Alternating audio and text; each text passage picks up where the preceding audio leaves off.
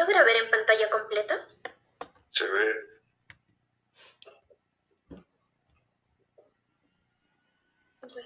Bueno, entonces voy a comenzar con la enfermedad cerebrovascular isquémica. Muy buenos días, doctor. Muy buenos días, compañeros. Voy a empezar introduciéndoles un poco el contenido de la charla que vamos a ver.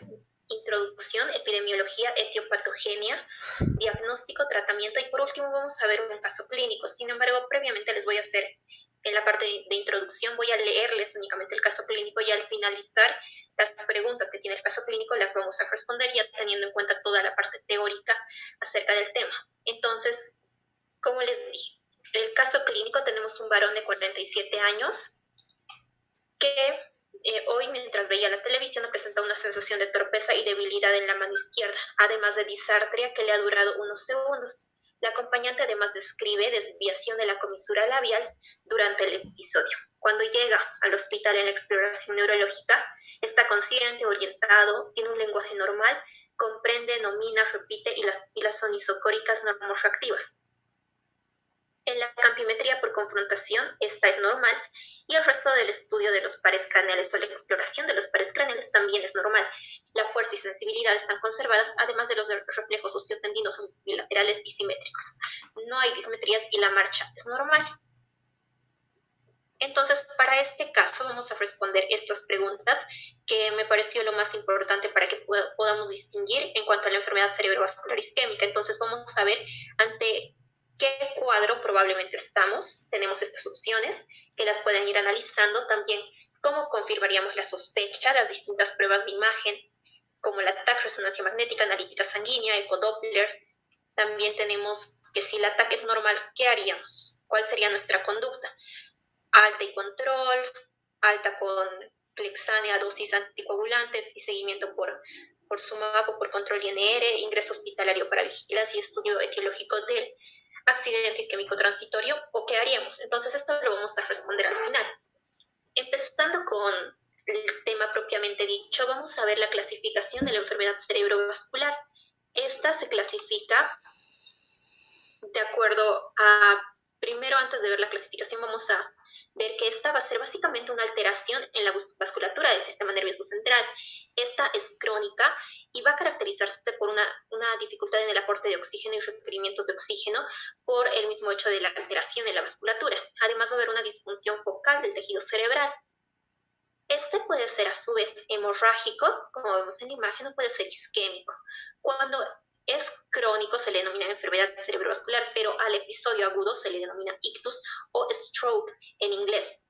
Ahora también tenemos que acá tenemos que se divide en isquémico, hemorrágico, incluso hay una que se divide en trombosis venosa cerebral, pero las más importantes son la isquémica y hemorrágica. En la isquémica tenemos que puede ser por isquemia cerebral transitoria o el ataque isquémico transitorio o por infarto cerebral en su gran mayoría. Y muchas veces el ataque isquémico transitorio también tiende a evolucionar a un infarto en la mayoría de las veces. Entonces hay que tener en cuenta de diagnosticar también este ataque isquémico transitorio porque ya que este representa un riesgo para el paciente. Y también de diagnosticar el infarto cerebral isquémico. Y en cuanto al hemorrágico, esto va a ser un tema de otra clase, así que únicamente nos vamos a centrar en esta parte. Empezando con la definición de qué es la enfermedad cerebrovascular isquémica, tenemos que esta va a ser un conjunto de alteraciones clínicas que se caracterizan por un déficit neurológico de inicio súbito.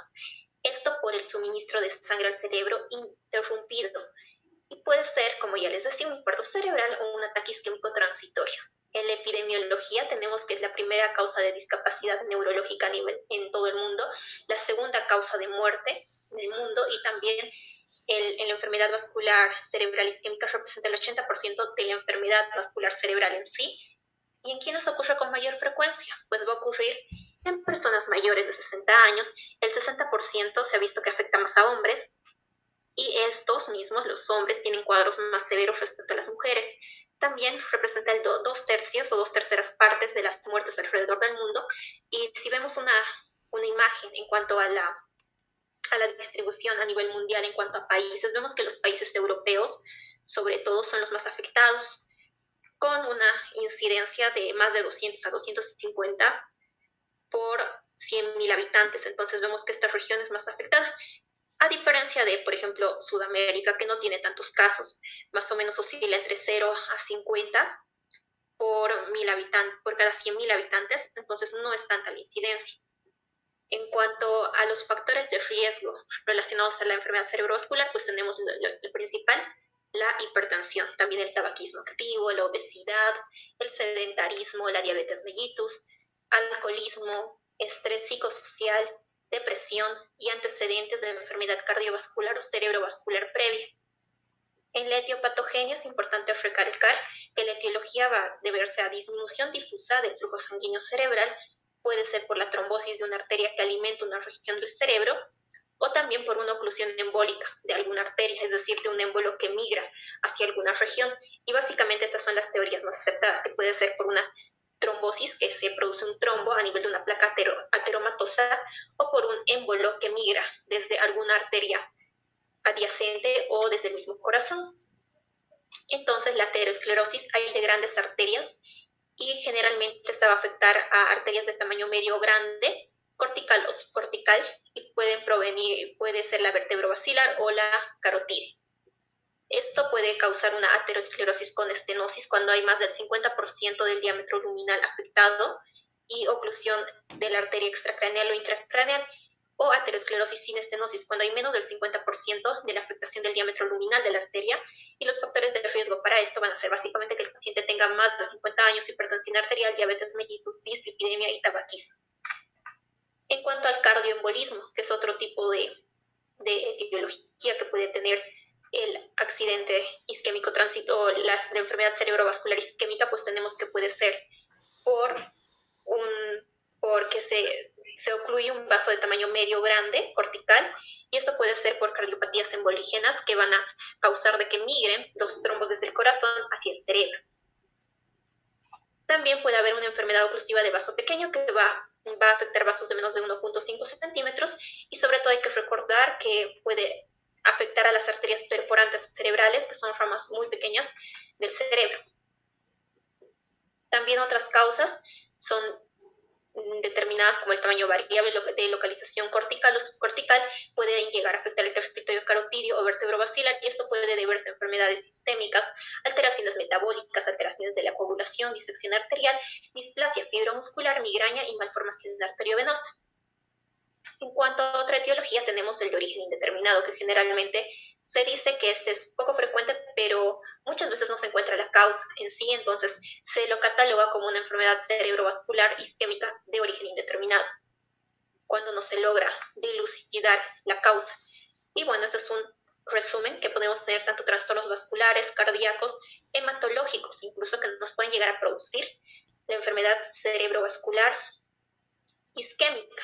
Por ejemplo, en la parte hematológica que no lo mencionamos, puede ser por una trombocitosis, policitemia, drepanocitosis y leucocitosis. Y como verán, para llegar a un diagnóstico etiológico hay que hacer una anamnesis y un examen muy minucioso al paciente para lograr identificar la causa que puede tener el paciente. Ya si es un paciente hipertenso o diabético es mucho más fácil, ¿no? Porque ya tiene factores de riesgo. Pero si en realidad no tiene factores de riesgo, tendríamos que pensar en todas estas causas. En la fisiopatología en sí, primero vamos a ver que hay una autorregulación cerebral, y esto va a mantener un metabolismo energético cerebral gracias a la presión arterial media y al flujo sanguíneo cerebral que tiene el cerebro, que ya sabemos de cuánto es, 50 ml por cada 100 gramos de tejido por minuto. Este es el flujo sanguíneo cerebral normal, y esto está en relación a la presión arterial y también a la barrera hematoencefálica. Y tenemos que este flujo sanguíneo va a ayudar a la liberación continua de oxígeno y sustratos imprescindibles para el cerebro. Por lo tanto, si es que hay una alteración de la presión arterial media y esta se ve alterada, si baja, puede haber presiones bajas y puede condicionar a una isquemia. Y más bien, si hay unas presiones altas, pues puede condicionar a un edema. Cualquiera de los dos va a condicionar de la misma manera a un daño a nivel del cerebro. Y siempre recordando esto, ¿no? También de la presión intracraneal. Luego tenemos que el flujo sanguíneo cerebral y la presión de perfusión cerebral, estas disminuyen. lo que va a causar unas compensaciones y estadios primeramente. Entonces vamos a tener que el flujo sanguíneo cerebral en primera instancia se mantiene constante gracias a que hay una compensación. Va a haber una dilatación máxima de las arterias, arteriolas y un aumento del volumen sanguíneo cerebral. En un estadio 2, la vasodilatación máxima se agota y hay una fracción de extracción de oxígeno aumentada, lo que origina una mantención de la oxigenación y metabolismo. Y posteriormente pasamos al estadio 3, donde ya se va a comenzar a formar un núcleo isquémico que supere el rango autorregulatorio del cerebro, disminuye el volumen y el flujo sanguíneo y hay un fallo en la circulación colateral. Y esto produce una muerte celular. Bien, acá, para la muerte celular debemos hablar de la cascada isquémica. Esta va a producirse por la obstrucción de un vaso sanguíneo, que claramente va a disminuir los niveles de oxígeno, glucosa y nutrientes al cerebro. Por lo tanto, va a haber un metabolismo neuronal alterado. Y esto va a causar acúmulo de sustancias, neurotransmisores, calcio, sodio, potasio, agua intracelular, hidrógeno y radicales libres al interior de la célula, que va a causar que ésta se dematice y posteriormente se lise. También por la disminución de estos nutrientes va a haber un cambio del metabolismo aerobio a un anaerobio y va a haber aumento del lactato, aumento de receptores de glutamato y disminución del ATP. Por lo tanto, se va a producir la cascada isquémica, que consiste en una respuesta inflamatoria. Va a haber una desregulación de múltiples vías y daño y muerte celular secundaria a todo esto que estamos viendo. La muerte celular puede ser tanto por necrosis, que se va a dar esto a nivel del centro del infarto, o que también se denomina core, y va a haber edema celular, lesión del tejido circundante, lisis de la membrana celular y lesión de los organelos. Además, también va en la parte de la penumbra isquémica, que es la región que estamos viendo en amarillo, vamos a tener apoptosis. Y en la parte central, como les decía, necrosis. El tratamiento en sí se basa en que la restauración para la parte de la penumbra, para que se pueda restaurar a tiempo, y por eso se deben emplear las medidas terapéuticas de manera adecuada y precoz. En el edema cerebral, que es parte también un poco de la fisiopatología de esta enfermedad cerebrovascular isquémica, vemos que en el 10% de los ACVs isquémicos se presenta edema cerebral y estos se clasifican como malignos. Se puede presentar el edema citotóxico con apertura de los canales no selectivos, como en el receptor tipo 1 para la sulfoniluria, y gracias a esto ingresa masivamente sodio a la célula que causa el edema citotóxico. O también puede ser un edema de origen vasogénico, que aumenta la permeabilidad de la barrera hematoencefálica, permitiendo que las macromoléculas entren al espacio extracelular, lo que aumenta el volumen del fluido, que básicamente es la fisiopatología del edema vasogénico. Y bueno, pasando ya al diagnóstico, fundamentalmente es clínico, claramente. Tenemos que diferenciar acá influye mucho la parte de la irrigación, el hecho de conocer muy bien lo que el doctor nos explicó al principio de manera detallada acerca de las topografías y qué tipo de lesión nos puede dar una lesión, qué tipo de sintomatología nos puede dar una lesión a nivel del lóbulo frontal, parietal, occipital. Entonces, para empezar, hay que ver la diferencia clínica del ataque isquémico transitorio con el infarto cerebral. Para esto, les voy a explicar para que podamos resolver al final el caso clínico. Entonces vamos a ver que el ataque isquémico transitorio se caracteriza por ser un síndrome clínico caracterizado por pérdida aguda de la función focal, ocular o cerebral, con síntomas que duran menos de 24 horas, debido a un suministro sanguíneo cerebral inadecuado. Entonces, la sintomatología tiene que ser breve en el ataque isquémico transitorio. Otras literaturas dicen que incluso tiene que durar menos de 6 horas o incluso menos de 1 hora, a diferencia del infarto cerebral, que el paciente desarrolla un ictus cerebral cuando los pacientes han persistido con los síntomas durante más de 60 minutos. Esto ya podríamos considerarlo un infarto cerebral. Y este infarto puede ser a su vez de origen aterotrombótico, cardioembólico, lacunar, inhabitual o indeterminado. Entonces, para empezar con la parte de los síndromes que puede llegar a causar la enfermedad cerebrovascular isquémica, vamos a tener el recuerdo anatómico y funcional, en donde vamos a recordar la circulación. Esta se divide en una anterior y otra posterior. En la parte anterior vamos a tener, acá tenemos la arteria carótida interna, que esta va a dar lugar a una rama que es la arteria oftálmica, donde podemos ver aquí la alteración de esta puede darnos amaurosis, una alteración en la visión, ceguera incluso. Entonces vamos a tener también la arteria cerebral anterior, que es esta de acá, que a su vez se va a dividir en dos, una arteria cerebral anterior, que se divide por la arteria de la comisura, la arteria comunicante anterior, en una rama, una primera rama y una segunda porción. Tiene dos porciones la arteria cerebral anterior, esta que está distal a la arteria comunicante anterior y la que está proximal. Luego tenemos también la arteria cerebral media, que la pinto en rojo porque esta es la arteria que más frecuentemente se va a ver afectada y su afectación pues va a dar una sintomatología muy florida por la gran parte de regiones que irrigan a nivel del cerebro. También tenemos la arteria cerebral posterior, que se divide también en dos porciones por la arteria comunicante posterior. Tenemos una primera porción y una segunda porción.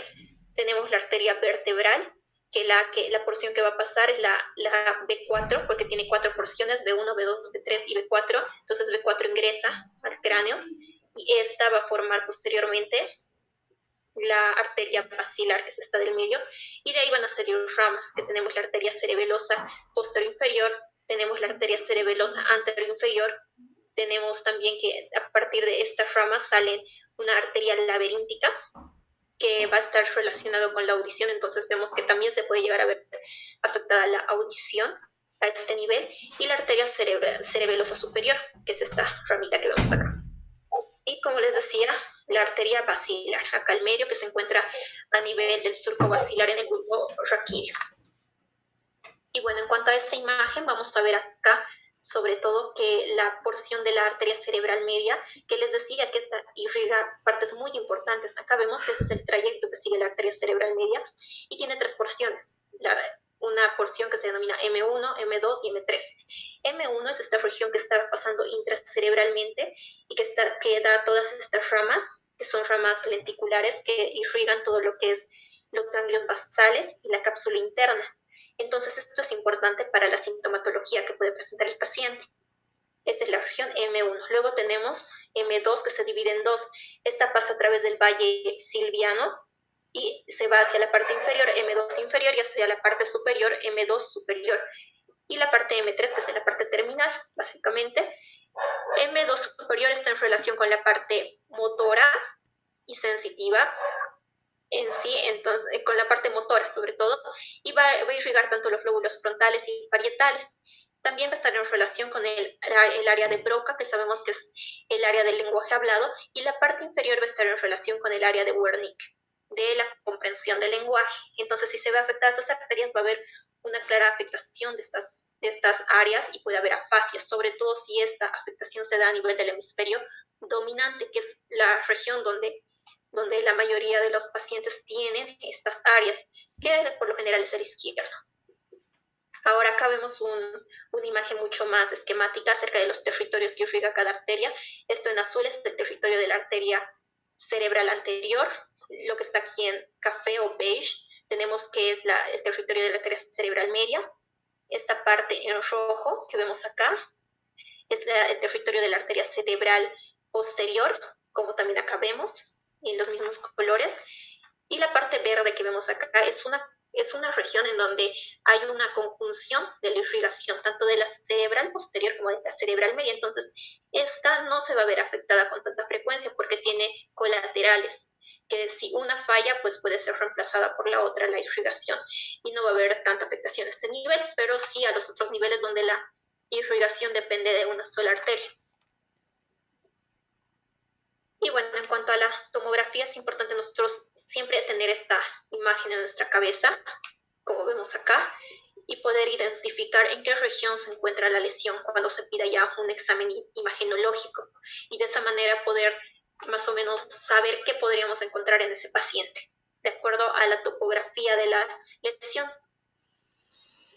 Y lo que les decía, básicamente, la arteria cerebral media representa un 66.7% de afectación en la mayoría de los casos, seguida de las arterias lenticuloestriadas en un 13.6%, que eran las arterias que ya les mostraba en la primera imagen. Ahora, viendo los síndromes topográficos, cuando se afecta la arteria cerebral anterior, tenemos que, básicamente, como esta va a irrigar el lóbulo frontal, vamos a tener paresia o parálisis de la pierna del lado contrario. Esto debido a que se va a afectar el área motora. del lóbulo frontal y va a haber una paresia o parálisis pero contralateral, porque sabemos que hay la decusación motora más abajo.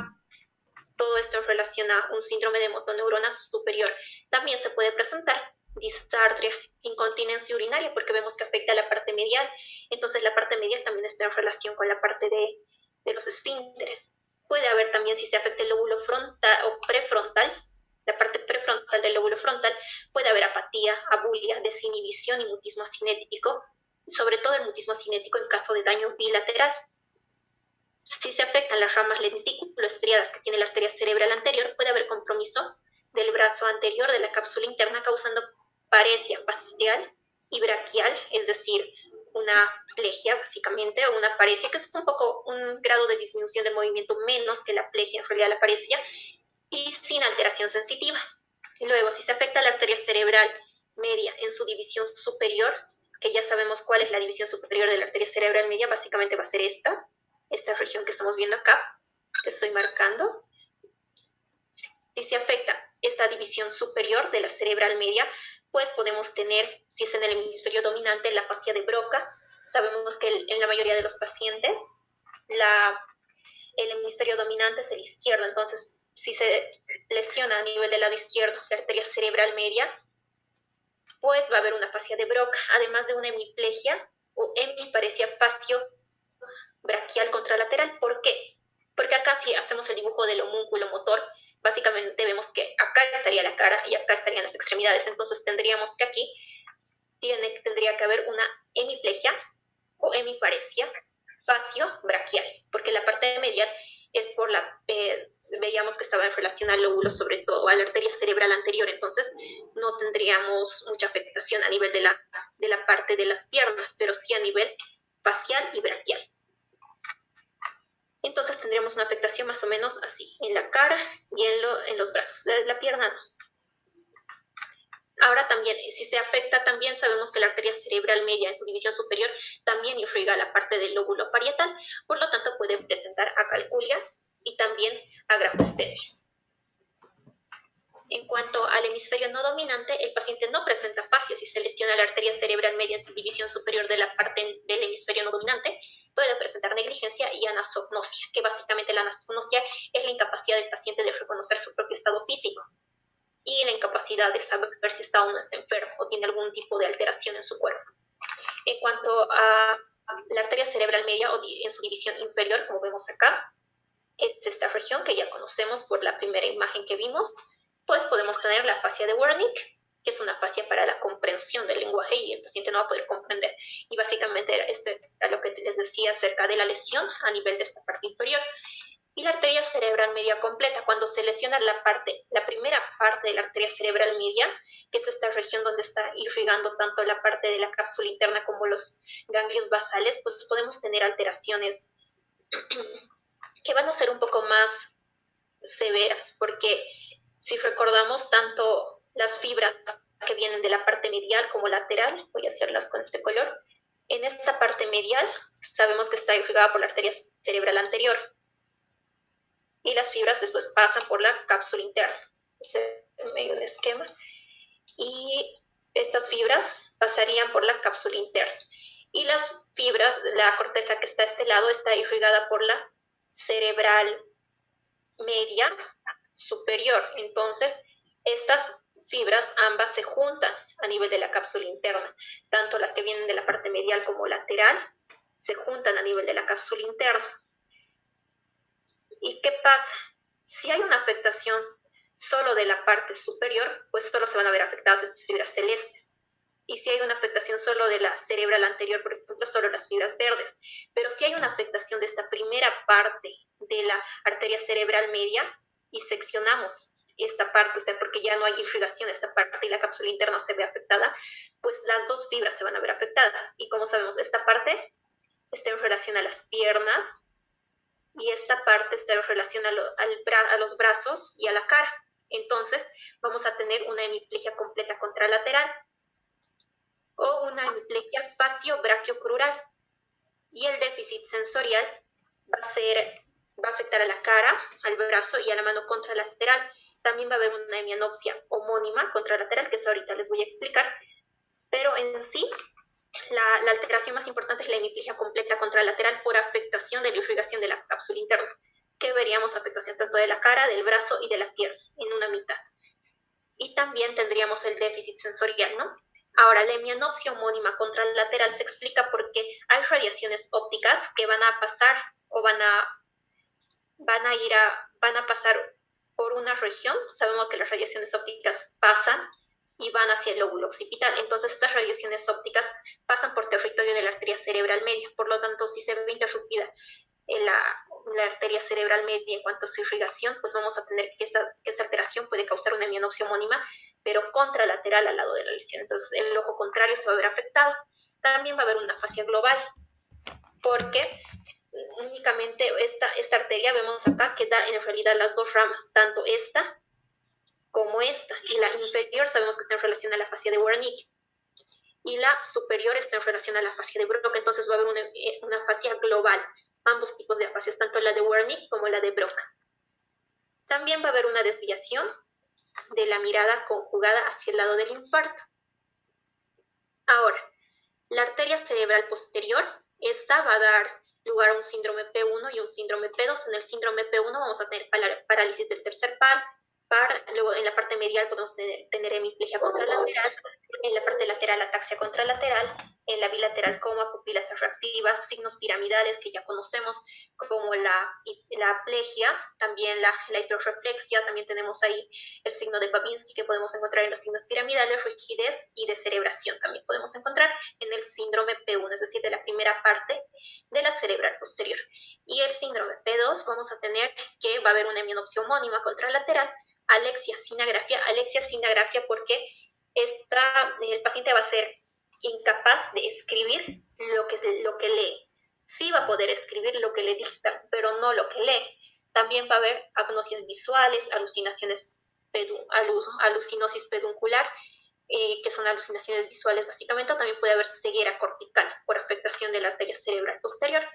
En la arteria cerebelosa posterior inferior puede haber ataxia cerebelosa ipsilateral, síndrome de Horner, déficit sensorial facial sin afectación motora, y acá básicamente va a depender de la parte que se afecte. En la parte medial puede dar vértigo prominente, ataxia, nistagmus. También en la parte lateral puede dar dismetría, ataxia, vértigo, de la misma manera náuseas, emesis, miosis, disartria, parálisis de la mirada conjugada. Si hablamos de el infarto vulvar lateral, tenemos que puede presentarse en la parte ipsilateral, síndrome de Horner, que sabemos que está caracterizado por la miosis, tosis palpebral y el enoftalmus, y también la anhidrosis facial, muchas veces lo incluyen en esta triada.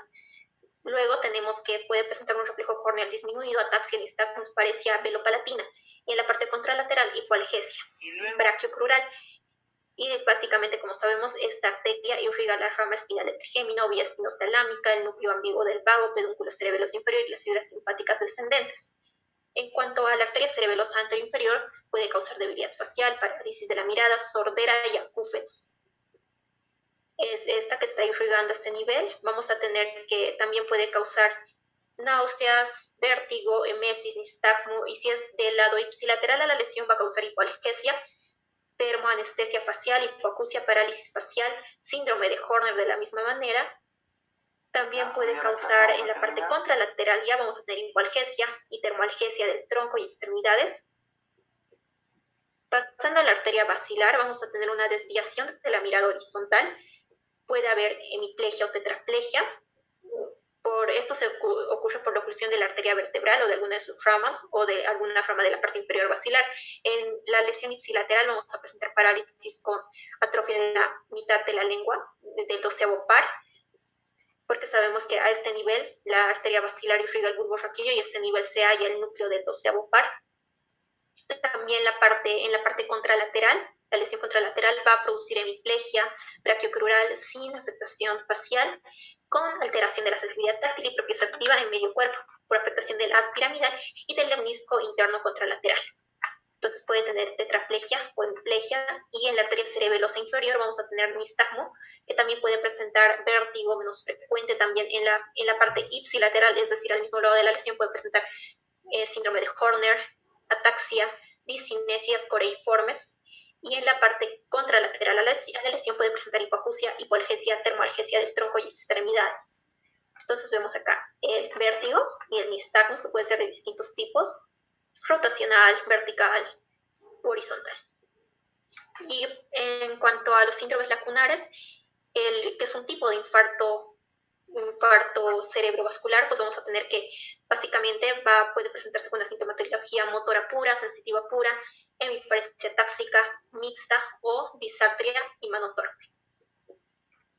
Entonces, los métodos diagnósticos, básicamente el abordaje inicial del paciente se debe hacer siempre valorando el ABC del paciente. Hay que excluir condiciones graves, identificar otras alteraciones de intervención inmediata, también determinar las posibles causas de ACV para iniciar la prevención secundaria. Es importante hacer el interrogatorio correcto al paciente para preguntarle sobre padecimientos crónicos degenerativos y factores de riesgos, antecedentes de accidente cerebrovascular previo, infecciones, consumo de drogas, convulsiones, embarazo, infección por VIH, medicamentos para el sistema nervioso central o anticoagulantes, traumatismos, hemorragias, cirugías, y tiempo desde el inicio de los síntomas, que habíamos visto en un inicio que es importante esto para hacer el diagnóstico. En cuanto a las escalas que se pueden utilizar clínicas, pues tenemos esta que es la escala de Cincinnati, en donde podemos ver que el paciente puede tener desviación de la comisura bucal, debilidad de la extremidad superior, alteración del habla, y si tan solo uno de estos es positivo, existe un 72% de posibilidad de que se trate de una enfermedad cerebrovascular. Y ya es una de las mejores herramientas para la evaluación.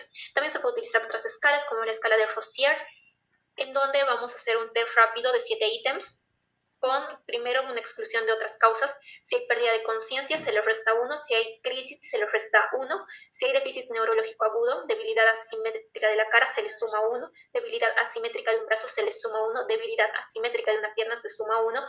Alteración del lenguaje también. Y alteración del campo visual también se suma 1. Si la puntuación es más de 1, se sospecha de ACV. La sensibilidad es del 93% y la especificidad del 83%, y si es una puntuación menor de 1, el ACV es poco probable, pero no es excluido. Para eso hay que hacer otro tipo de pruebas. En la exploración física, pues tenemos que tener en cuenta la temperatura del paciente, siempre también debemos ver la presión arterial, el hecho de que no tenga petequias, equimosis, que nos puedan denotar alguna alteración adyacente, como vasculitis o coagulopatías, traumatismos o endocarditis infecciosa activa.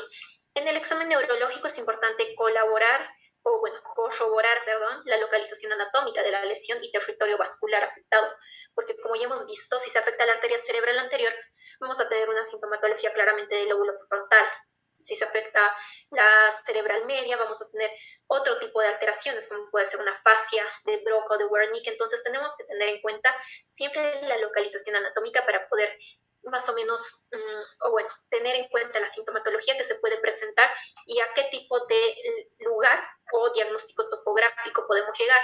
En cuanto a la escala de Glasgow, hay que tener en cuenta esto porque en la escala de coma de Glasgow se va a ver alterada, pero en un ACV hemorrágico, entonces tenemos que hacer la diferencia, porque sabemos que el ACV hemorrágico, sobre todo la principal causa de este es el TEC. Entonces, en el TEC claramente hay una alteración de la escala de coma de Glasgow, que básicamente valora todos esos parámetros. Para que se acuerden, la parte ocular tiene 4, la parte verbal 5 y la parte motora 6, entonces es 4, 5, 6.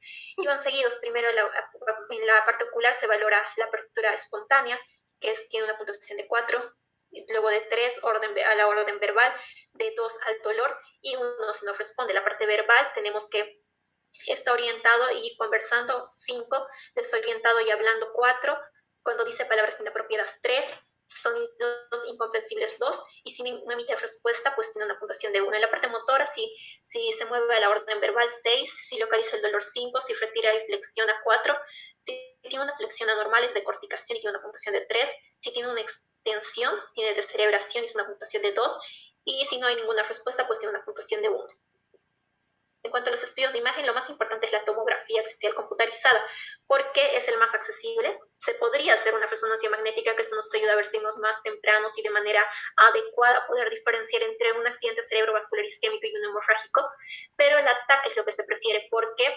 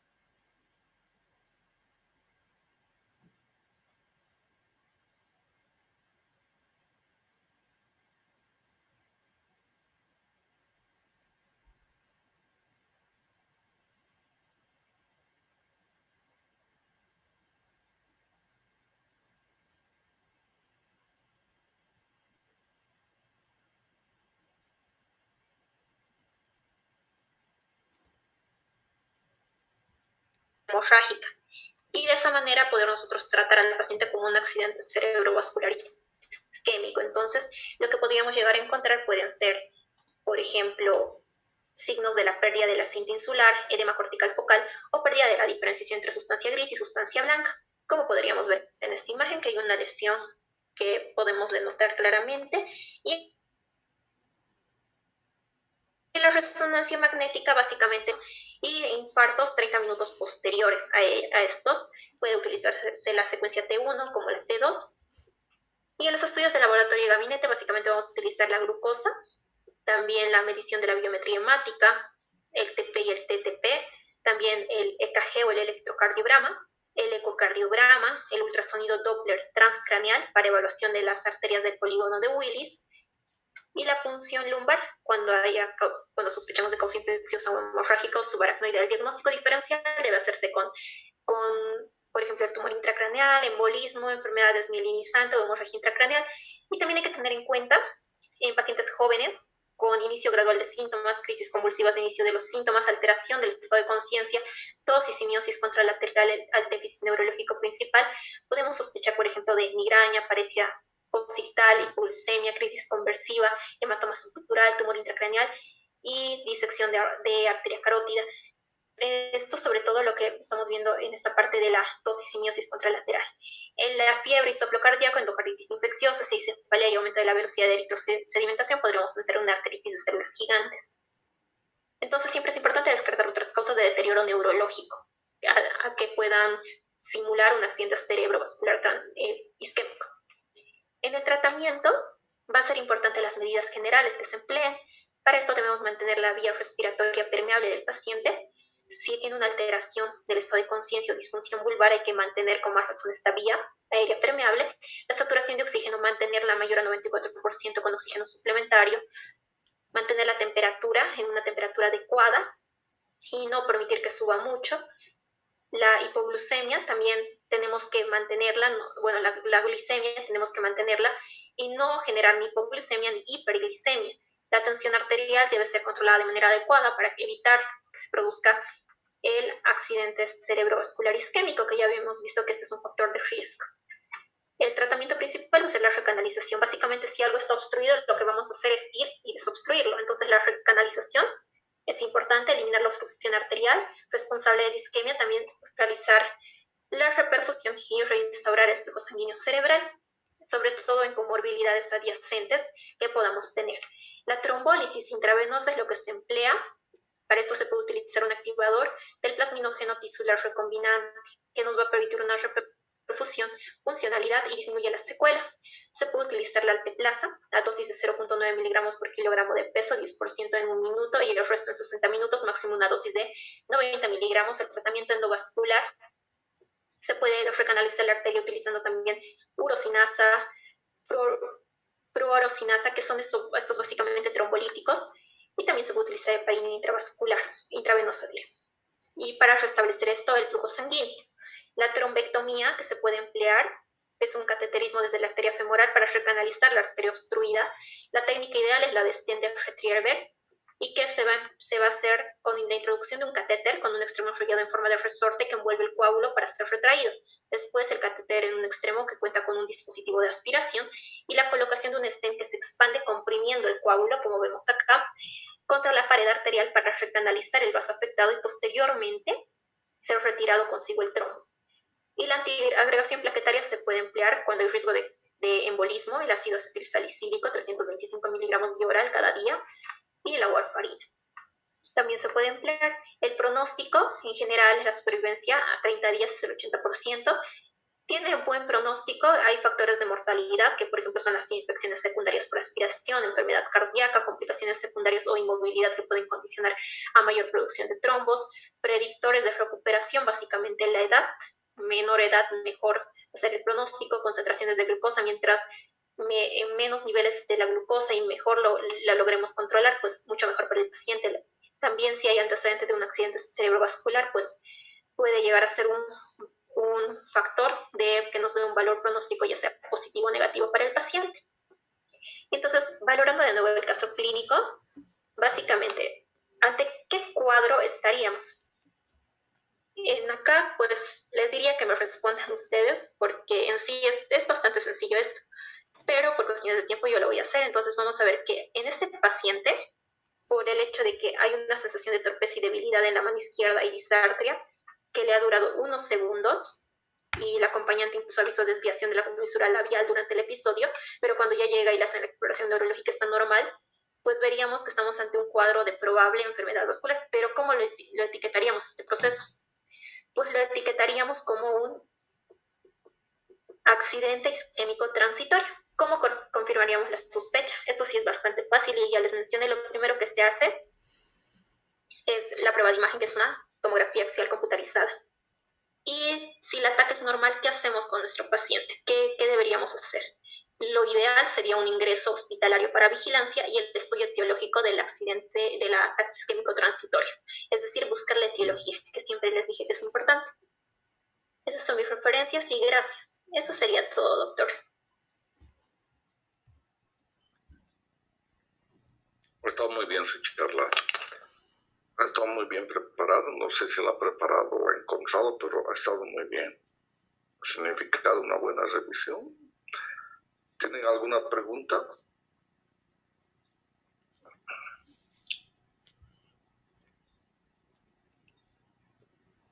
No voy a insistir mucho en las preguntas, porque en media hora quiero verlos en el hospital. Si alcanzan, ¿no? 1 hora. 1 hora 45 minutos, doctor.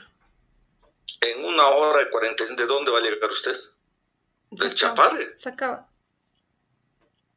Yo también vivo en Sacaba, será media hora. Vivo yo más hacia Sacaba, un poquito más del centro de Sacaba. Los que puedan llegar en media hora, que mi gran problema hoy día es de que a las 10 de la mañana me han convocado para una cirugía. Entonces, mientras esté yo ahí, quiero distribuirles una serie de pacientes, presentarlos y después dejarlos. Ya. Entonces, procuren estar ahí. Si no llega tiempo, dejaré a un paciente con uno de sus compañeros para que usted le haga la historia. ¿Ya? Doctor, ¿de qué hora a qué hora nos vamos a quedar en el hospital? O sea, vamos en media hora y ¿hasta qué hora más o menos nos tendríamos que quedar? O sea, hoy día yo tengo que estar a las 10 de la mañana en una cirugía. Yo les distribuyo a los pacientes, les hago algunas aclaraciones y ya verán ustedes. ¿Estamos? Está bien, doctor. Espero en 45 minutos. ¿Y la clase para la tarde, doctor, sería a la misma hora de siempre? Sí. Hoy día es miércoles, el anterior miércoles que les dije que tengo guardias, ¿no es cierto? Y espero estar, si no tengo nada, a las 5:30. Pero si hay algo, suspendemos hasta mañana. Está bien, doctor. Muchas gracias. Ya en media hora los veo, todos los que puedan. ¿Ya? Está bien, doctor. Oh. Doctor.